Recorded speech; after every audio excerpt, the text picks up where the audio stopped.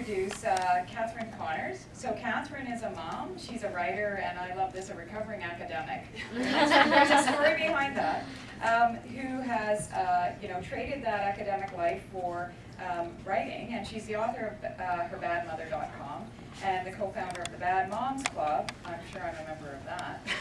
And she's a featured blogger, and I'm sure a number of you here know Catherine quite well, and big followers of her blog, and she's brought her husband Kyle and her daughter Amelia.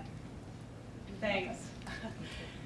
Yeah, so I'm here in an interesting capacity because while we are, I think, we're a very social media engaged family. We're a household of multiple notebooks and iPhones and iPads and various devices. You can go look at This is Amelia's first speaking event, so she's serving tea. So we're a very social media engaged family, but we're also a really social media embedded family. As Sue said, my personal blog, herbadmother.com, has been around for a very long time in internet years. I started in January of 2006, and it's been very successful. And to the extent that there are people in this room who watched this person grow up, who had never met her in person, and who have heard stories about my husband, and who have followed our family life for the last 5 years. So we're a family that's really social media engaged and really social media embedded. We're using technologies, we're engaging with social media in the way that many other families are, but we've also put ourselves out there, I should say, I have put us out there, and they're here to comment on being dragged along on my journey into the social media universe, and become social media known. And that's taught me some very important lessons and useful lessons, and it's taught, I think, us as a family some very important lessons. As I said, the blog has had a lot of success. I earn my primary living from Her Bad Mother. I'm also a social media consultant, and a huge part of the success, I think, has been because, as Rebecca said and as Allison said, families are really looking to connect in new and different ways.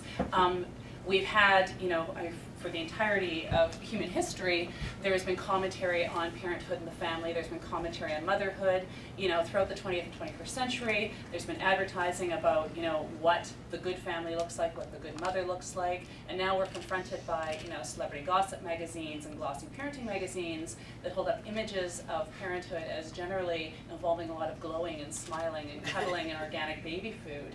And I think one of the things that blogs and social interaction online offer for parents is an opportunity to see that usually we're struggling, right? Usually it doesn't look that way. In fact, I think 99.999999 times out of 10, see, not failed math, percent of the time, family life is a lot messier than the messages we receive in the media. And so this interaction that we have with each other on the internet offers us the opportunity to forge connections with other families and forge connections around the idea that we're all struggling in this, that we're all trying to be good enough parents, not good mothers, not good fathers, not the best, not perfect, not Gwyneth Paltrow, God save us all, but that we're just trying to do the best job we can. So I think the success of my career in social media has been largely around tapping into that. It has come with a lot of criticism. I've been accused of exploiting my family, in particular, exploiting my children for my own success. And I'm often accused of being disengaged from my family. It's probably the most common email troll comment that I get is, shouldn't you be paying attention to your kids instead of writing about them? And I think there's a lot to be said about that, and I hope we'll talk about it in the questions, and I actually hope that Kyle will say something about it in just a moment. But I actually think that I'm paying more attention to my family in some ways. I'm certainly giving them a different quality of attention, which is to say, I find them fascinating. I blog about my family life because I find it fascinating. I tell stories about my children because I find them fascinating.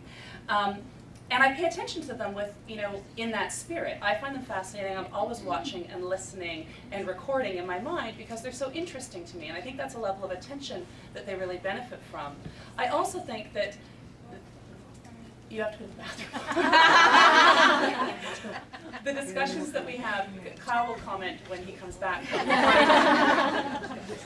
Memo for anybody doing social media events in the future. Have your children go pee first. And he's going at just the time I was going to bring him in, too, when he could call me out. There are a lot of things that we talk about as a couple and that we talk about in our family, and Amelia has just started to become part of these conversations, that we might not otherwise. For example, Kyle, I hope we'll talk about this when he comes back, when I was going through postpartum depression and blogging extensively about it, I was not talking to him about it. I was writing the stories because it was the only way I felt safe to tell those stories. I felt deeply shamed and deeply anxious about the feelings I was going through, and I didn't want to sit down with him. He would come to me and say, "Oh, wow, I just read your blog." And then we would talk about it, because the hard part was I had gotten out of the way because I'd put it out there. If I hadn't have had that outlet for telling those stories in a way that I felt comfortable with, I don't know that we would have talked about it. I hated going to the psychiatrist, and I stopped going, at first opportunity. I don't know that I would have talked about it at all. So when I get email from readers who say that it saved their lives to see me writing about it and talking about it, and it made them feel safe to write about it and talk about it in a way that felt safe for them, I get that in a visceral way. There would not have been any conversation in my life around it if I hadn't had that outlet. And certainly my husband and I would not have talked about it. And this goes for other things, struggles I've had or anxieties I have about our children that I maybe don't feel quite ready to sit down and talk about. The writer in me has the freedom to put it out on the blog, tell the story, and then take it up with all the difficult, honey, I have something to say to you, business taken out of the way. So although I think there's something to be said for the fact that, yes, I am at my computer all day and sometimes into the night, that Jasper and Amelia have a mummy who is, got a laptop in front of her, a video camera, and a DSLR going at all times, that there's something about that might look disconcerting to a family that's not as social media engaged and as embedded as we are. I think that we're really, we're on a new frontier of connectedness and engagement and discourse within our own family and how we interact with other families. And I feel really good about it. I'm happy to respond to my critics because I do not have one shred of anxiety about the quality of attention I pay to them. You have 7 seconds. Can he take maybe 3 more seconds? I mentioned about the depression. Yeah. And how you found out about the depth of that on the blog. Yeah, it's in the context of engagement. I think it's kind of interesting, and it speaks, I think, to Alison's comments earlier about the sort of level of intimacy that you can actually achieve through social media. And I think that we've been together 17 years. I think we have a pretty good relationship. I don't take it too much for granted. But what I did discover is that writing really is a venue or a vehicle for Catherine to express really her deepest, innermost thoughts and concerns. And I think that I provide a safe place at home for that somewhat, but that I guess I've been surprised. I was surprised early on to discover sort of the depth of issues that Catherine has tackled in her life.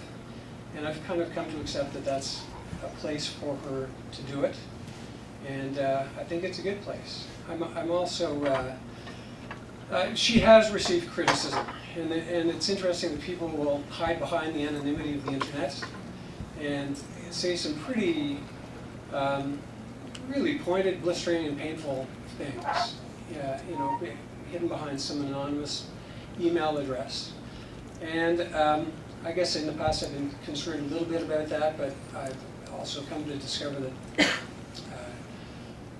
she's learned how to deal with it, that she's a strong person, and it's just, I guess, I don't know, it's the price you pay. I guess, just a couple other quick comments.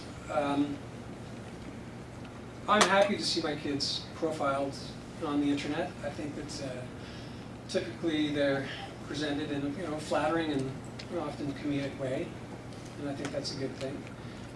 Thankfully, I'm not typically referred to much on the internet, so although I realize that I think everybody craves a bit of celebrity to some degree, and I found myself saying to Catherine, I know, you know, don't you think she'd write a little something about me? and then although also live to regret it a little bit. So I guess that's what I have to offer in terms of my experience, and I'm both quite immersed in it, but also something of a bystander. And I guess the final thing being that I'm certainly quite active on Facebook, and many and most of my friends are, and that's been a good experience.